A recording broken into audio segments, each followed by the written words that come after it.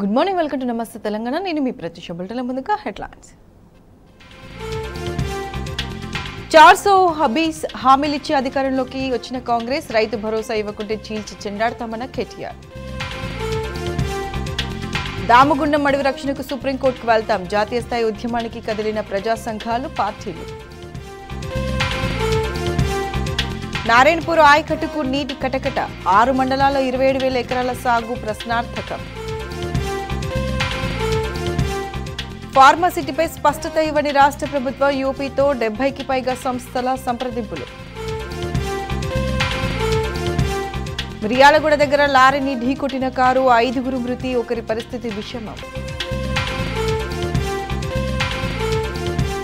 ఉత్తమ చిత్రం 12th fail, నటుడు రణబీర్, నటి ఆలియా భట్ అట్టహాసంగా 69వ ఫిలింఫేర్ అవార్డుల వేడుక.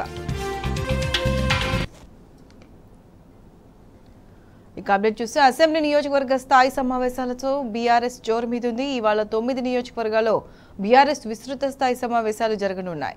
ఈ సమావేశాలకు పార్టీ ముఖ్య నాయకులు హాజరు కానున్నారు. చేవేల, పరిగి నియోజకవర్గాల్లో జరిగే సమావేశానికి వర్కింగ్ ప్రెసిడెంట్ కేటీఆర్ హాజరు కానున్నారు. అసెంబ్లీ ఎన్నికల ఫలితాలు, రాబోయే పార్లమెంట్ ఎన్నికల్లో అనుసరించాల్సిన వ్యూహం, పార్టీ పటిష్టతకు తీసుకోవాల్సిన చర్యలపై క్యాడర్కు దిశానిర్దేశం చేస్తారు. నేతలు, కార్యకర్తల సలహాలు, సూచనలను స్వీకరిస్తారు. పార్టీ కార్యకర్తల అభిప్రాయాలను సేకరించి వాటిని క్రోడీకరించి పార్టీ అధినేత కేసీఆర్కు నివేదించనున్నారు.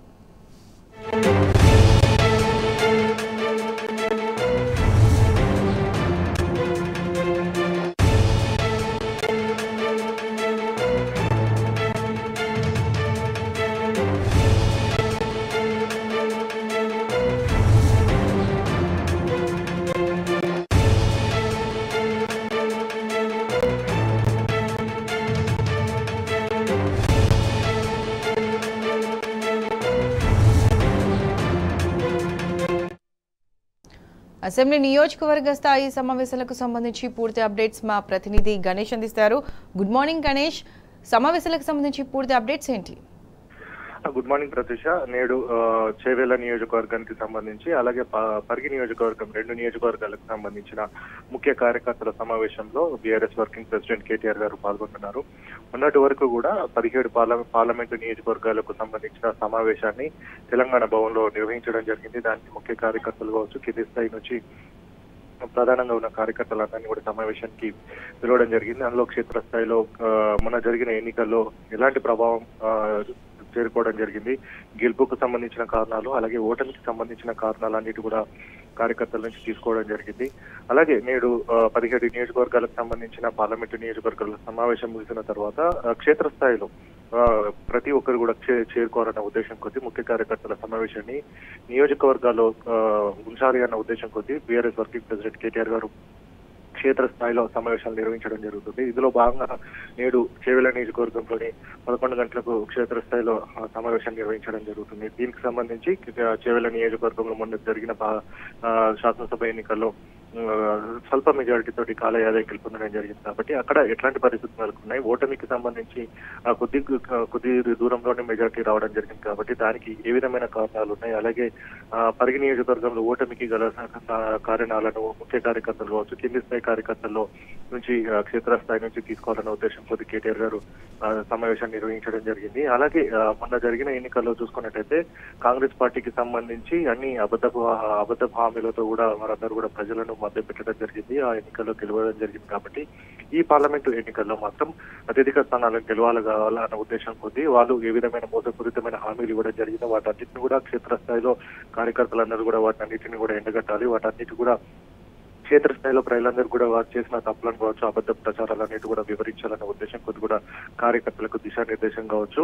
అలాగే కార్యకర్తల నుంచి మొన్న జరిగిన ఎన్నికలకు సంబంధించి ముఖ్యమైన ఫీడ్బ్యాక్ అంతా కూడా తీసుకొని మరొకసారి ఇట్లాంటి ఇబ్బందులు తలెత్తకుండా ఎట్లాంటి నిర్ణయాలు తీసుకోవాలని దానిపైన కూడా బీఆర్ఎస్ వర్కింగ్ ప్రెసిడెంట్ కేటీఆర్ గారు ఈ సమావేశం నిర్వహించనున్నారు. కాబట్టి దీనికి సంబంధించి క్షేత్రస్థాయిలో ఉన్న కార్యకర్తల నుంచి కూడా స్థానిక ఎమ్మెల్యేలు, అలాగే మాజీ ఎమ్మెల్యేలు కూడా ప్రతి ఒక్కరు కూడా ఈ సమావేశంలో పాల్గొంటున్నారు. Pratisha. Right Ganesh, thank you.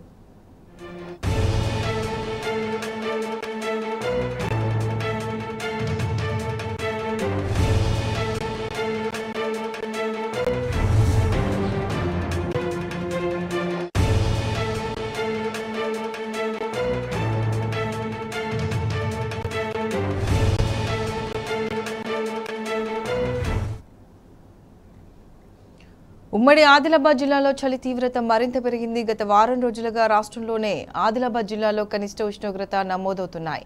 Adilabad, Nirmal జిల్లాలో ఉష్ణోగ్రతలు సింగిల్ డిజిట్ కు పడిపోవడంతో ప్రజలు ఇబ్బందులు పడుతున్నారు.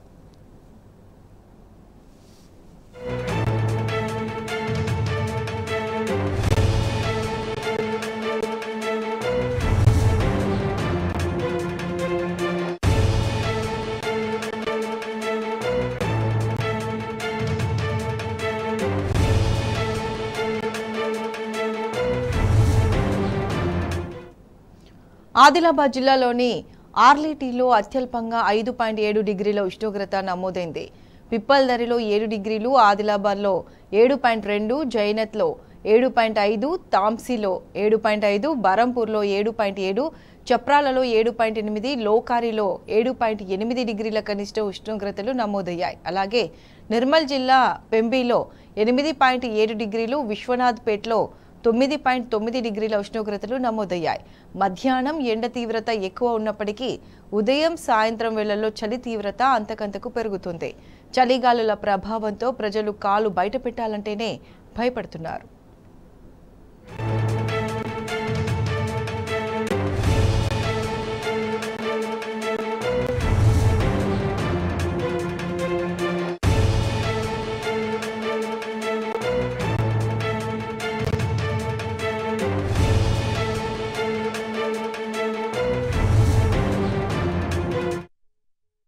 ఉత్తర భారతదేశం నుంచి వీస్తున్న శీతల గాలుల ప్రభావం ఉమ్మడి ఆదిలాబాద్ జిల్లాపై అధికంగా ఉంది.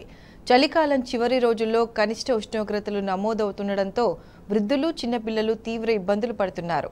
తెల్లవారుజామునే పనులకు వెళ్లే రైతులు, పారిశుద్ధ కార్మికులు ఇంటి నుంచి బయట అడుగుపెట్టే పరిస్థితి లేదు. ఈ నేపథ్యంలో సరైన జాగ్రత్తలు తీసుకోవాలని వైద్యులు సూచిస్తున్నారు. అత్యవసరమైతే తప్ప ఉదయం వేళ బయటకు వెళ్లొద్దంటున్నారు.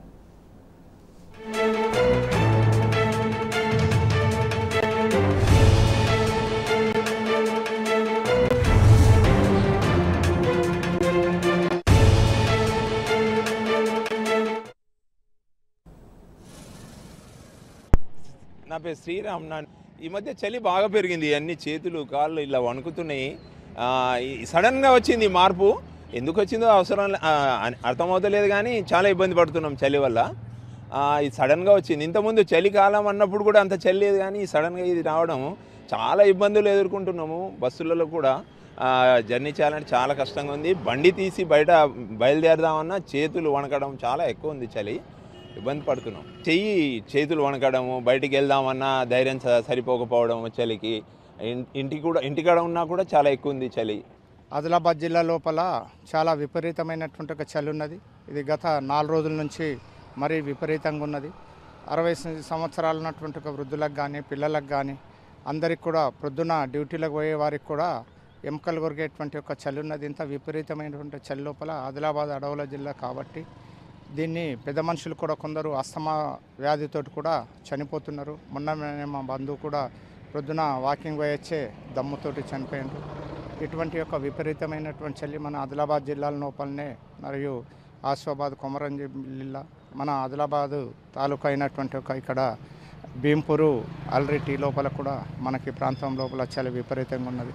గత 4-5 రోజులుగా చలి మళ్ళొకసారి తన ప్రతాపాన్ని చూపిస్తూ 6 నుంచి 8 డిగ్రీల వరకు మన భీంపూర్లో 6.7, అర్లీలో 8 డిగ్రీస్ ఆ విధంగా చూపిస్తూ, ఆదిలాబాద్లో 9.5, సిరిపురియో అట్లాంటి ప్లేసులలో కూడా చాలా తక్కువగా చలి రికార్డ్ అవుతుంది. టెంపరేచర్స్ అన్నీ పడిపోయినాయి. డే టెంపరేచర్ కూడా చాలా తక్కువగానే ఉంది. 29, 30, 32 డిగ్రీస్ వరకు మాత్రమే ఉంది. కాకపోతే సంక్రాంతి తర్వాత ఉత్తరాయణం మొదలవుతుంది కాబట్టి ఉత్తరాయణం మొదలైన తర్వాత డే టెంపరేచర్ పెరుగుతూ వస్తుంది మెల్లమెల్లగా. అయితే ఇప్పుడు నార్త్ ఇండియా నుంచి శీతల గాలులు వీయడం వల్ల నార్త్ ఇండియాలో హిమాలయ పర్వతాలలో మంచులు కురుస్తున్నాయి కాబట్టి ఆ శీతల గాలుల వల్ల మనకు కూడా చలి ఒకసారి పెరిగింది. అయితే వాతావరణము క్లౌడీగా లేదు కాబట్టి, వాతావరణం క్లియర్గా ఉంది కాబట్టి చలి విపరీతంగా వచ్చింది. ఈ చలి నుండి కాపాడుకోవడానికి వృద్ధులు, పిల్లలు చాలా జాగ్రత్తగా ఉంటూ 8:30, 9 లేనిది అసలు బయటకు వెళ్లకుండా కొద్ది జాగ్రత్తలు తీసుకుంటే మంచిదని మా సూచన.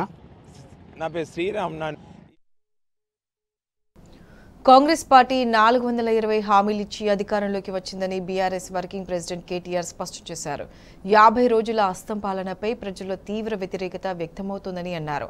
కాంగ్రెస్ ఉంటే కరెంటు ఉండదని మరోసారి స్పష్టమైందన్నారు. రైతులందరికీ రైతు బంధు ఇంకా పడలేదని దుయ్యబట్టారు. కానీ కేసీఆర్ మాత్రం వారం రోజుల్లోనే అన్నదాతలందరికీ రైతు బంధు ఇచ్చారని కేటీఆర్ గుర్తు చేశారు. 20 హామీలు ఏవైతే కాంగ్రెస్ పార్టీ ఇచ్చిందో నేను నిలబెడతా చేస్తా అని చెప్పి 420 హామీలు. రైతు డిక్లరేషన్ అని, యూత్ డిక్లరేషన్ అని, మైనారిటీ డిక్లరేషన్ అని, ఎస్సీ డిక్లరేషన్ అని, ఎస్టీ డిక్లరేషన్ అని, బీసీ డిక్లరేషన్ అని, యువజన డిక్లరేషన్ అని డిక్లరేషన్ల మీద డిక్లరేషన్లు చేసి మేనిఫెస్టో పెట్టి 420 హామీలు ఇచ్చి ఇవాళ 1.8% తో గెలిచిండ్రు వాళ్ళు. నేను మీ అందరిని ప్రార్థించేది ఒకటే, మనం చేసిన పని ప్రజల అనుభవంలో ఉంది. నాకంటే బాగా మీకే తెలుసు, ఎందుకంటే జనంలో ఉండేది మీరు, తెల్లారు లేస్తే ప్రజలతో మాట్లాడేది మీరు. 50 రోజులైంది నిన్నటి కరెక్ట్ గా కాంగ్రెస్ పార్టీ అధికారంలోకి వచ్చి. ఈ 50 రోజులలో గ్రామాలలో రైతులు ఏమంటున్నారో, గ్రామాలలో ప్రజలేమంటున్నారో నాకంటే బాగా మీకే ఎరుక. ఏమంటున్నారు ఇవాళ? కరెంటు ఓంగనే 1 గంట 2 గంటలు ఏమంటారు ప్రజలు? చూసినావా? కేసీఆర్ చెప్పిందే నిజమైంది. కాంగ్రెస్ ఉంటే కరెంట్ ఉండదని కేసీఆర్ ముందే చెప్పిండు. ఆయన చెప్పినట్టే అయితాంది. చెప్పినట్టు వినకపోతే మీ అనే బాధ ఇలా రైతులు పడతారు. ఫోన్లు చూసుకుంటారు పాపం తెల్లారు లేచి. నీకు పడ్డదా అంటే రైతు బంధు నీకు పడ్డదా, నీకు పడ్డదా అంటే నీకు పడ్డదా. ఈ రోజు వరకు కూడా 2.5 ఎకరాల కంటే ఎక్కువ రైతు బంధు పడలేదు. ఇయాలటికి కూడా ఆ రోజేమో ముఖ్యమంత్రి, ఇప్పుడున్న ముఖ్యమంత్రి ఆనాటి పిసిసి అధ్యక్షుడు రేవంత్ రెడ్డి గారు ఆ రోజు అన్నాడు, కేసీఆర్ బిచ్చమేసినట్టు ఎత్తాడు, రైతు బంధు 10,000 నేనిస్తా 15,000 మీకు అని ఆ రోజు నరికిండు. ఇవాళ ఇప్పటి వరకు నాట్లు పడ్డాయి. ఎక్కడోళ్ళు అక్కడ రైతులు ఒకళ్ళ మొగాలు ఒకళ్ళు చూసుకుంటారు. నీకు పడ్డాదిరా అంటే నీకు పడ్డాదిరా. ఇవాళ పరిస్థితి ఏంది? కేసీఆర్ ఉన్నప్పుడేమో రైతు బంధు ఒకటే వారం రోజుల లోపల 70 లక్షల మంది రైతుల ఖాతాల్లో 7,500 కోట్లు ఒక వారం రోజులు వస్తుండే. ఇలా ఉన్నదా పరిస్థితి?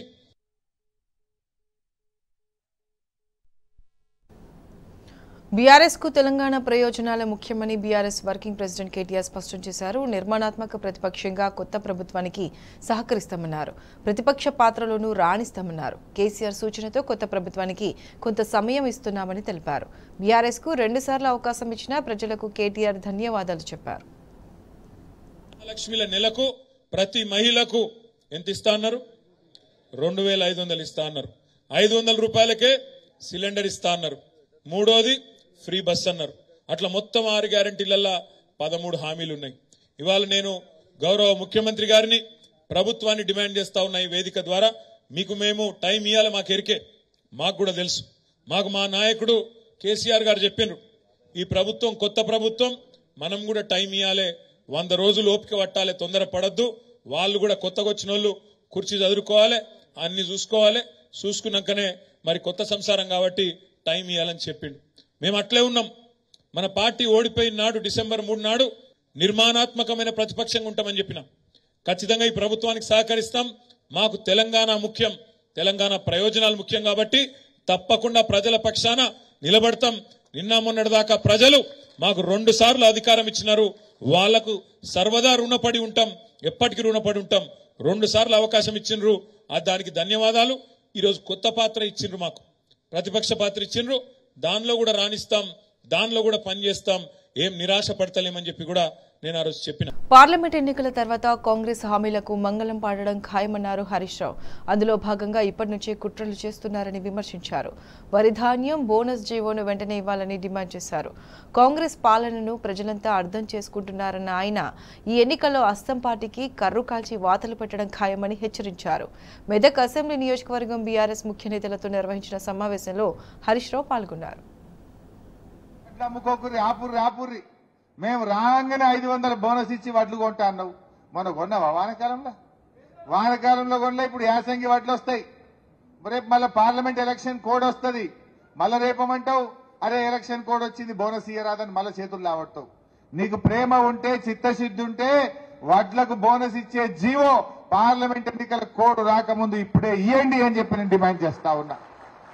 పార్లమెంట్ ఎన్నికల్లోపు వడ్ల బోనస్ మీద జీవో ఇయ్యి, ఈ నెల 4,000 పెన్షన్ ఇయ్యి, ఇప్పుడే 2 లక్షల రూపాయల రుణమాఫీ నువ్వు ఇచ్చిన మాట ప్రకారంగా డిసెంబర్ 9కి ఇస్తా అన్నావు, కనీసం ఇప్పుడైనా ఇవ్వమని చెప్పి నేను అడుగుతా ఉన్నా. ప్రజలకు ఏం కావాలి? మనం చెప్పింది చేయలేదా? మనం చెప్పింది చేసినాం, చెప్పని కూడా చేసినాం. ఎన్నికల్లో చెప్పినవి చేసినాం, చెప్పని కూడా చేసినాం. 4 కిలోల బియ్యం ఉంటే 6 కిలోలు చేసినాం పేదలకు. కరోనా వస్తే 10 కిలోల బియ్యం ఇచ్చినాం పేదలకు. మళ్ళా గెలిస్తే ఈసారి సన్న బియ్యం ఇవ్వాలనుకున్నాం, కానీ వీళ్ళు ఉన్న బియ్యం బంద్ చేసినట్టు కనబడతా ఉన్నారు. వీళ్ళు వాస్తవాలు చెప్పాలి, వాళ్ళు ఇచ్చిన మాట నిలబెట్టుకోవాలి. కానీ వాళ్ళు ఇవన్నీ కూడా గమనిస్తే ఏం కనబడుతుందంటే కాంగ్రెస్ వాళ్ళది ఇట్లా చెప్పి చెప్పి చెప్పి మెల్లగా పార్లమెంట్ ఓట్లు కాగానే అయ్యో మేము లంకె బిందెలు ఉన్నాయి అనుకున్నాం, కానీ ఈడ ఖాళీ బిందెలు ఉన్నాయి, ఇక మాత్రం కాదని చేతులు లావట్టేట్టున్నారు వీళ్ళు. అర్థం అయితే లేదా గాయంత మనకు? ఇప్పుడు ఓట్లు ఉన్నాయని చెప్పారు అంతే, ఓట్లు కాగానే మెల్లగా చేతులు లావట్టు. దయచేసి మనం ఆలోచించాలి. నిజంగా ఇలా ప్రజల్లో చర్చ స్టార్ట్ అయింది. నీ 100 రోజులు ఎప్పటిలోగా అవుతుంది? మార్చి 17వ తారీఖు వరకు 100 రోజులు అవుతున్నది. ఏప్రిల్ మొదటి వారంలో ఓట్లు ఉంటాయి. మార్చి 17 లోపు నువ్వు 2 లక్షల రుణమాఫీ, 2,500 బోనస్, 4,000 పెన్షన్ ఇస్తేనే ఏప్రిల్లో ఓట్లేస్తారు. ఇయ్యలేదనుకో ఇదే ప్రజలు మళ్ళా కర్రు గాల్చి కాంగ్రెస్ పార్టీకి వాత పెట్టేది ఖాయం. 100 డెడ్ లైన్, 50 రోజులు ఇయ్యద్దని రూల్ ఉంది ఏమన్నా? 40 రోజులకు ఇయ్యద్దని వాళ్ళని ఆపుతుర్రా అయింది నిన్ను? రేవంత్ రెడ్డి ఇంకా 100 నిండలే వద్దు వద్దని నిన్ను వాళ్ళు ఆగబడుతుర్రా? ఇప్పుడు 100 ఈజ్ యువర్ డెడ్ లైన్. నువ్వు 30కి 40 రోజులకి 50, ఇప్పుడు ఆల్రెడీ 60 రోజులకు వచ్చింది, 2 నెలలకు దాటింది, దగ్గర 2 నెలలకు రానే బట్టే ఈ మరి ఇప్పుడు ఎందుకు వద్దంటున్నాం అంటే ఇదంతా కూడా వాళ్ళొక గోబల్స్ ప్రచారం చేసింది.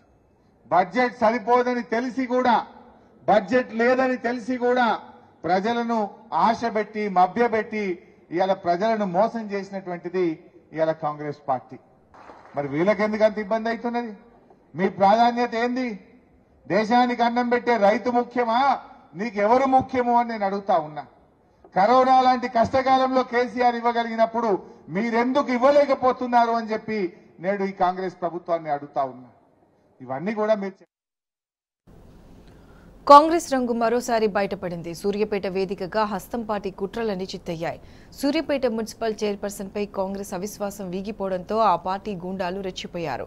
కౌన్సిలర్ పావని కృపాకర్ ఇంటిపై దాడి చేశారు. కాంగ్రెస్ తీరుపై బీఆర్ఎస్ క్యాడర్, ప్రజలు, దళిత సంఘాలు భగ్గుమన్నాయి.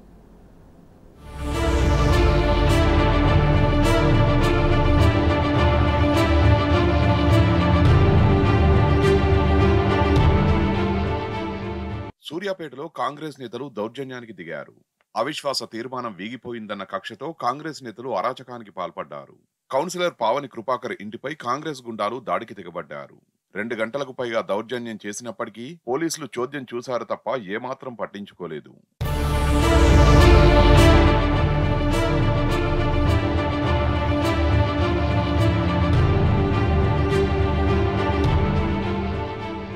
కాంగ్రెస్ రౌడీయిజంపై బీఆర్ఎస్ శ్రేణులు, సూర్యాపేట ప్రజలు, దళిత సంఘాల నేతలు భగ్గుమంటున్నారు. రాష్ట్ర సర్కారు కుట్రలను ఎండగడుతున్నారు. ఎస్సీ సామాజిక వర్గానికి చెందిన చైర్పర్సన్ అన్నపూర్ణమ్మను దింపేందుకు ఇంత దౌర్జన్యమా అంటూ ప్రశ్నిస్తున్నారు. రాజ్యాంగబద్ధంగా ఎన్నికైనప్పటికీ కాంగ్రెస్ సర్కార్ ఇన్ని అరాచకాలు చేయడం తగదని హెచ్చరిస్తున్నారు. ప్రభుత్వం తీరు మార్చుకోకపోతే తీవ్ర పరిణామాలు తప్పవని వార్నింగ్ ఇస్తున్నారు.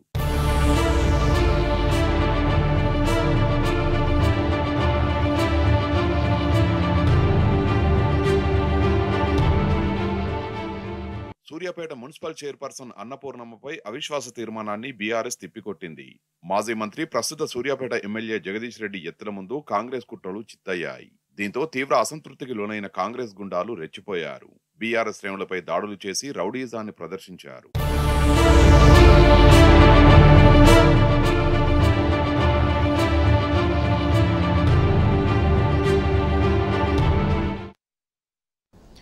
మాజీ మంత్రి, సూర్యాపేట ఎమ్మెల్యే జగదీష్ రెడ్డి కాంగ్రెస్ పార్టీపై ఫైర్ అయ్యారు. ఉమ్మడి నల్లగొండ జిల్లాలో కాంగ్రెస్ నాయకులు గూండాలా వ్యవహరిస్తున్నారని ఆయన ఆరోపించారు.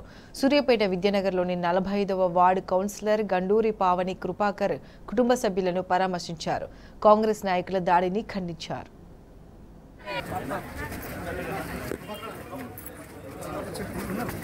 సూర్యాపేట పురపాలక సంఘంలో నిన్న జరిగిన అవిశ్వాస తీర్మానం సందర్భంగా గతంలో అవిశ్వాస తీర్మానానికి కొన్ని అపోహల వల్ల, కొన్ని ప్రలోభాల వల్ల సంతకాలు పెట్టినప్పటికి కూడా నిన్న చాలామంది కౌన్సిలర్లు, మా చైర్మన్ అన్నపూర్ణ గారు కావచ్చు, వైస్ చైర్మన్ గారు కావచ్చు, స్థానిక శాసనసభ్యుడిగా బీఆర్ఎస్ పార్టీ తరఫున నేను కూడా కౌన్సిలర్లందరికీ విజ్ఞప్తి చేసిన, సరే ఇది కాదు, అవిశ్వాసం అనేది ఉపసంహరించుకోండి.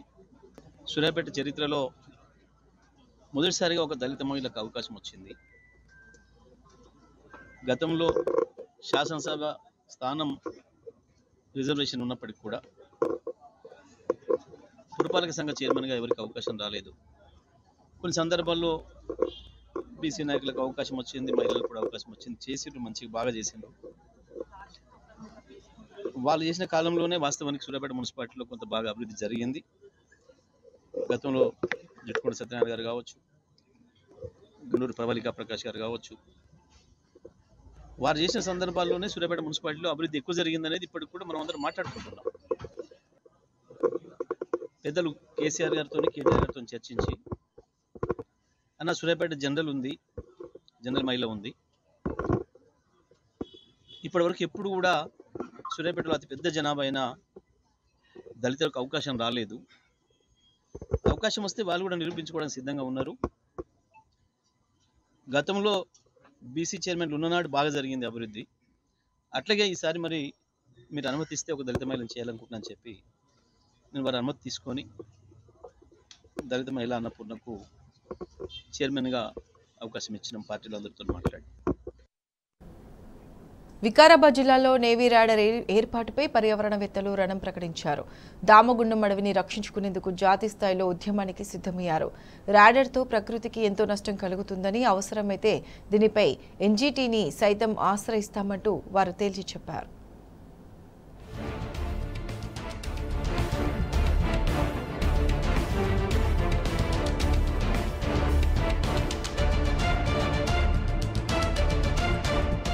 వికారాబాద్ జిల్లా పోడూరు మండలంలోని దామగుండం రిజర్వ్ ఫారెస్ట్ లో విఎల్ఎఫ్ రాడార్ ఏర్పాటుకు వ్యతిరేకంగా ఉద్యమం కదిలింది.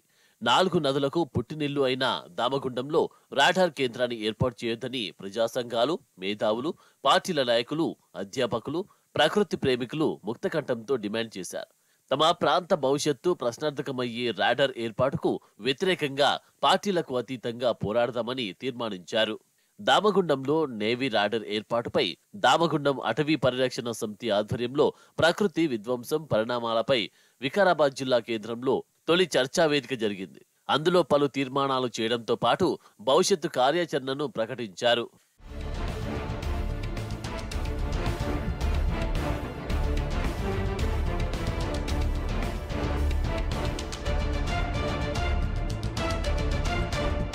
రాడార్ ఏర్పాటు నిర్ణయానికి వ్యతిరేకంగా వారం 10 రోజుల్లో సుప్రీంకోర్టుకు వెళ్తామని, అక్కడ న్యాయం జరగకపోతే అంతర్జాతీయ కోర్టుకు ప్రకృతి విధ్వంసాన్ని ఆపాలని ఎన్జీటీని కూడా ఆశ్రయిస్తామని దామగుండం అటవీ పరిరక్షణ సమితి నేతలు ప్రకటించారు. రాడార్ కేంద్రం చుట్టూ 7 కిలోమీటర్ల వరకు గ్రామాలను ఖాళీ చేయాల్సి వస్తుంది. 30 కిలోమీటర్ల మేర రేడియేషన్ ప్రభావం ఉండనున్న దృష్ట్యా రాడార్ ఏర్పాటుకు వ్యతిరేకంగా ఊరూరా ఉద్యమాన్ని ఉధృతం చేయాలని నిర్ణయించారు. రేడియేషన్ వల్ల పుట్టుకతోనే క్యాన్సర్ రావడం, మతి భ్రమించడం, గాలి, నీరు కలుషితం కావడం, మనుషులు రోగాల బారిన పడడం వంటి దుష్పరిణామాలు కలుగుతాయని సోషల్ మీడియా ద్వారా ప్రజలకు అవగాహన కల్పించాలని, ఊరూరా కరపత్రాలు పంపిణీ చేయాలని తీర్మానించారు. అంతేకాకుండా ఒకరోజు వికారాబాద్ జిల్లా బంద్కు పిలుపునివ్వడంతో పాటు 5,000 మంది విద్యార్థులతో మానవహారం, కలెక్టరేట్ ముట్టడి వంటి కార్యక్రమాలతో పాలనను స్తంభింపజేసి ప్రభుత్వానికి తెలియచేసేలా పోరాటం కొనసాగిస్తామని ప్రకటించారు. రాడార్ ఏర్పాటు నిర్ణయాన్ని ఉపసంహరించుకోవాలని, సీఎం రేవంత్ రెడ్డితో పాటు అన్ని పార్టీలను కలవాలని, ప్రధాని మోదీకి వినతి పత్రం అందించాలని నిర్ణయించారు. దామగుండం అటవీ ప్రాంతంలో 50 నుంచి 60% మేర చెట్లు లేవని, 0.4% అటవీ విస్తీర్ణం ఉందని పలు నివేదికలతో కోర్టును తప్పుదోవ పట్టించారని, ఆ మోసాలను బయటపెట్టి దామగుండం రిజర్వ్ ఫారెస్ట్ దట్టమైన అటవీ ప్రాంతమని, చాలా అరుదైన వృక్ష జాతులతో పాటు కొండగొర్రె లాంటి జంతువులున్నాయనేది కోర్టు దృష్టికి తీసుకెళ్లాలి అని నిర్ణయించారు. అంతేకాకుండా ఔషధ మొక్కలను నరకొద్దని రాజ్యాంగంలో ఉందని, ప్రజా అభిప్రాయం లేకుండా వికారాబాద్ ప్రజలు చచ్చినా బతికినా సంబంధం లేదని, రాడార్ కేంద్రం ఏర్పాటు చేయడం సమంజసం కాదని, ఈ కేంద్రంతో నీరు, గాలి కలుషితమవుతాయన్న విషయాన్ని ప్రపంచ శాస్త్రవేత్తలందరూ గుర్తించారని పేర్కొన్నారు.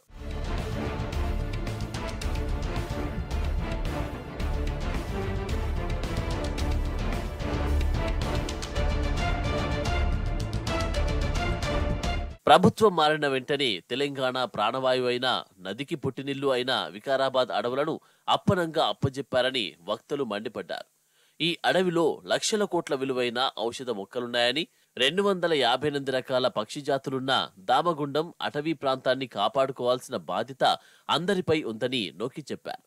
కేసీఆర్ ప్రభుత్వ హయాంలో హరితహారం ద్వారా కోట్ల మొక్కలు నాటగా ప్రస్తుత ప్రభుత్వం దట్టమైన అటవిని నాశనం చేయడం సరికాదని అన్నారు. దేశంలో దామగుండం ప్రాంతం ఒక్కటి ఎత్తైన ప్రదేశం కాదని, దేశంలో 360 అడుగుల ఎత్తైన ప్రదేశాలు 10 నుంచి 15 ఉన్నాయని తెలిపారు. బెంగళూరులోని కోలార్ గనుల ప్రాంతంలో గతంలో రాడార్ కేంద్రాన్ని ఏర్పాటు చేయాలని నిర్ణయించగా అది ప్రైవేటు ప్రాంతం కావడంతో దామగుండం అటవీ ప్రాంతాన్ని ఎంపిక చేశారని విమర్శించారు. నేవీ పాత టెక్నాలజీని వదిలేసి తక్కువ రేడియేషన్ ఉండే శాటిలైట్ ద్వారా సిగ్నల్ చేరవేసే రాడార్ను మరో ప్రాంతంలో ఏర్పాటు చేయాలని సూచించారు.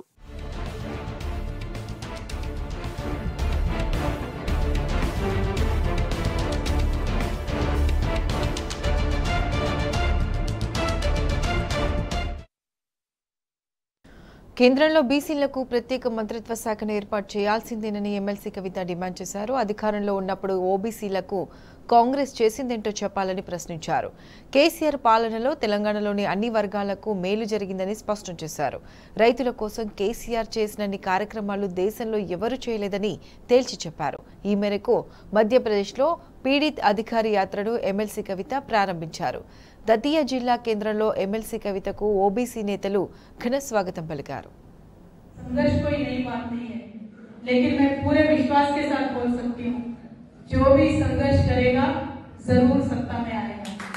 आज आवाज उठाने की जरूरत इसीलिए है कि आजादी के इतने सालों के बाद भी हमें मांगना पड़ रहा है। सिंपल सी बात है ना, जितने लोग हैं उतना तो दिए, उतना रिजर्वेशन दे दो, सिंपल गणित है, इसमें कोई रॉकेट साइंस तो नहीं है, लेकिन देते नहीं है। क्यों देते नहीं है? क्योंकि हम यूनाइटेड नहीं है, हम अलग अलग हैं। बंद मुट्ठी होगी तो ताकत ज्यादा होगी ना। चाहे ओबीसी हो, चाहे दलित हो, चाहे महिला हो, अपनी अपनी लड़ाई कब तक लड़ते रहेंगे? अपनी अपनी लड़ाई लड़ते रहे हैं, इसीलिए इतने सालों के बाद में भी हमें हमारा हक नहीं मिलता है। चाहे किसी में भी होने दीजिए, राजनीतिक भागीदारी नहीं मिलती है, शिक्षा के अवसर नहीं मिलते, नौकरी में नहीं मिलता है, प्रमोशंस में नहीं मिलते, और हम सुनते रहते हैं बड़े बड़े नेता बहुत बातें करते हैं, राहुल जी के जैसे बहुत बातें करते हैं।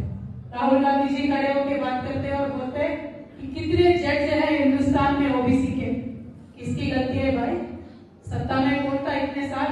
किसकी गलती है? क्यों नहीं बना पाए ज्यादा जज? क्यों नहीं दे पाए आप अपने सपोर्ट ओबीसी को और एससी को? बोलते हैं राहुल गांधी जी पूरे पार्लियामेंट में जितने भी लोग हैं, जितने भी ऑफिसर है, ओबीसी 2 या 3 है। किसकी गलती है? सत्ता में कौन थे बहुत इतने सालों में हिंदुस्तान में? सोचने की बात है।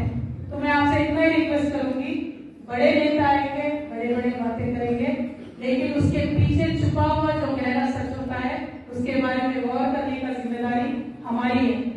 ओबीसी का जो सब कोटा हम मांग रहे थे महिला आरक्षण में, उन्होंने नहीं दिया, तो अभी वो लड़ाई भी शुरू करना है, और उस लड़ाई में भी मैं आपके साथ चाहूंगी। आप मुझसे वादा करिए कि उस लड़ाई में भी आप हमारे साथ देंगे। और एक बहुत इम्पोर्टेंट बात है, यहाँ जो युवा है, यहाँ जो इंटेलेक्चुअल्स है, मैं आप सबसे अपील करती हूँ, सोचने की बात है। हमारे हिंदुस्तान भर के हर एक स्टेट में सेपरेट बीसी वेलफेयर मिनिस्ट्री होती है, लेकिन सेंट्रल गवर्नमेंट में बीसी वेलफेयर मिनिस्ट्री नहीं होती है। तो एक नोडल मिनिस्ट्री नहीं होगी, ओबीसी को जो पैसा केंद्र सरकार से मिलने वाला है वो राज्यों को कैसे जाएगा? वहीं से हमारा इंजस्टिस शुरू होता है। अब सबसे मैं अपील करती हूँ, ये बहुत इंपॉर्टेंट डिमांड है, केंद्र सरकार में भी बीसी वेलफेयर मिनिस्ट्री होना चाहिए, सभी के लिए हम लड़ेंगे। अब सबसे मैं अपील वही करना चाहती हूँ कि बढ़ चढ़ के जब तक आप हिस्सा नहीं लेते हो, आपकी आवाज बुलंदी से नहीं उठाते हो, हमारे हक और अधिकार हमें मिलने वाले नहीं है। कोई प्लेट पे लगा के देने वाला नहीं है, छीनना ही चाहिए, उसके लिए तैयार हो जाइए, हम आपके साथ हमेशा रहेंगे। बुंदेलखंड मध्य प्रदेश का जो हिस्सा है या बुंदेलखंड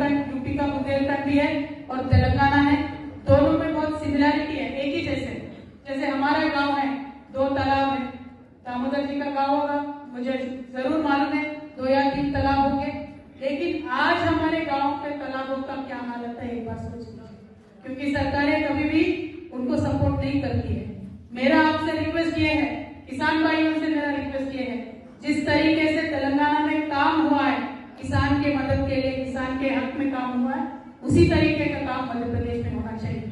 मैंने देखा जहाँ जब कार की जरूरत होती है तो लाठी चलती है, लाइन लगा के किसानों को वेट करना पड़ता है, लेकिन हमारे नेता केसीआर साहब ने इंतजाम इतने अच्छे से किए थे कि कभी भी एक लाठी किसान पे खाद के लिए पड़ने नहीं दिया।